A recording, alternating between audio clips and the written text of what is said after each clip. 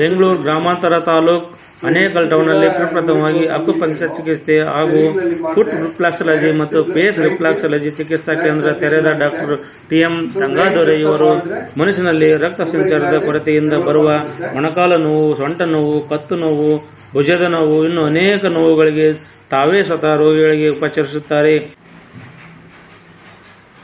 Sir ಇದು ಯಾವ therapy sir? Sir ಇದು ಫುಡ್ ರಿಫ್ಲೆಕ್ಸಾಲಜಿನೇ ಹೇಳ್ತೀವಿ. ಈ ಟ್ರೀಟ್ಮೆಂಟಲ್ಲಿ ಬಾಡಿನಲ್ಲಿ ಯಾವ ಎಲ್ಲ ಕಂಪ್ಲೇಂಟ್ಗಳು ನ್ಯಾಚುರಲ್ ಆಗಿ ಹೀಲ್ ಮಾಡೋಕ್ಕೆ ಸಾಧ್ಯ ಇರುತ್ತೆ. ಈ ಟ್ರೀಟ್ಮೆಂಟ್ ನೋಡಿದ್ರೆ ನಾನು ಒಂದು 20 ವರ್ಷ ಇದು ಮಾಡ್ತಾ ಇರ್ತೀನಿ. ಸೊ ಇವ್ರಿಗೂ ಬ್ಯಾಕ್ ಪೇನ್ ಇರುತ್ತಲ್ವಾ, ಅದಕ್ಕೂ ಕೂಡ ಈ ಟ್ರೀಟ್ಮೆಂಟ್ಗೆ ಸಪೋರ್ಟ್ ಮಾಡುತ್ತೆ. Gastric complaint, constipation complaint, so ನರಗಳು ವೀಕ್ನೆಸ್ಸು, ಸೊ ಈ ಥರ ಬೇರೆ ಬೇರೆ ಏನು ಕಂಪ್ಲೇಂಟ್ ಇದ್ರೇನೋ ಅದು ಕೂಡ ನ್ಯಾಚುರಲ್ ಆಗಿ ಹೀಲ್ ಮಾಡ್ಬೋದು.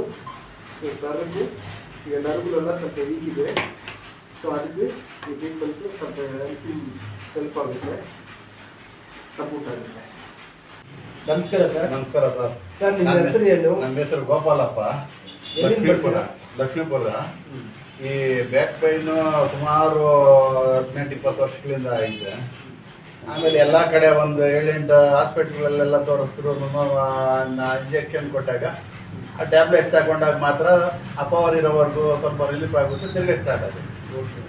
ಆಮೇಲೆ ತಿರ್ಗಾ ಮೂಳೆ ಡಾಕ್ಟ್ರ್ ಹತ್ರ ಅಂತ ಹೋದ್ವಿ ಹೊಸರು. ಆ ಡಾಕ್ಟ್ರು MRI ಸ್ಕ್ಯಾನಿಂಗ್ ಮಾಡಬೇಕು ಅಂದರು. MRI ಸ್ಕ್ಯಾನಿಂಗ್ ಮಾಡಿಸ್ಕೊಂಡ್ಬಂದಾಗ ಇದು ಸರ್ಜರಿ ಮಾಡಬೇಕು, ಇಲ್ಲಾಂದರೆ ಆಗಲ್ಲ ಅಂತ ಹೇಳಿದ್ರು.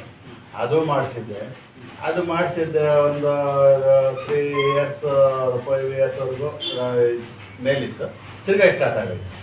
ತಿರ್ಗಾ ಸ್ಟಾರ್ಟ್ ಆದಮೇಲೆ ತಿರ್ಗಾ ಎಲ್ಲನೂ ಹಾಸ್ಪಿಟ್ಲಿಗೆ ಎಲ್ಲ ಕಡೆನೂ ಓಡಾಡಿ ತಿರ್ಗಾ ಎಲ್ಲನೂ ಇದು ಮಾಡಿದ್ರು. ಇದು ESI ಹಾಸ್ಪಿಟ್ಲು ಅದೆಲ್ಲ ಹೋಗಿ ಮೂಳೆ ಡಾಕ್ಟರ್ ಹತ್ರ ಅವರು ನಿಮಾನ್ಸ್ ಹಾಸ್ಪಿಟ್ಲಿಗೆ ಹೋಗಿ ಅಂದರು. ನಿಮಾನ್ಸ್ ಹಾಸ್ಪಿಟ್ಲ್ ಅಲ್ಲೋಗಿ ಟ್ರೀಟ್ಮೆಂಟ್ ತಗೊಂಡ್ಮೇಲೆ ಅವರು ಎಕ್ಸಸೈಸ್ ಮಾಡಬೇಕು ಅಂತ ಹೇಳಿದ್ರು, ವಾಕ್ ಮಾಡಬೇಕು ಅಂದರು. ತಿರ್ಗಾ ಅವ್ರು ಹೇಳ್ದಂಗೆ ಮಾಡಿದೆ. ಆ ಟ್ಯಾಬ್ಲೆಟ್ಸ್ ಅವರು ಕೊಟ್ಟಿದ್ದು ತಗೊಂಡ್ರು. ತಿರ್ಗಾ ಈಗ ಸ್ಟಾರ್ಟ್ ಆಗಿದೆ. ತಿರ್ಗಾ ನೋವು ರಿಟರ್ನ್ ತಿರ್ಗಾ ಸ್ಟಾರ್ಟ್ ಆಗಿತ್ತು. ಅದರಿಂದ ನಮ್ಮೂರವ್ರು ಇಲ್ಲಿ ಒಂದು 2-3 ಬಂದು ಬ್ಯಾಕ್ ಪೇನ್ ಮೇಲು ಅಂತ ನನಗೆ ಗೊತ್ತಾಯಿತು. ಅದರಿಂದ ಇಲ್ಲಿ ಬಂದು. ನಮಸ್ಕಾರ, ನನ್ನ ಹೆಸರು ಆಲ್ರೆಡಿ ಹೇಳಿರ್ತೀನಿ ರಂಗಾದೊರೆ.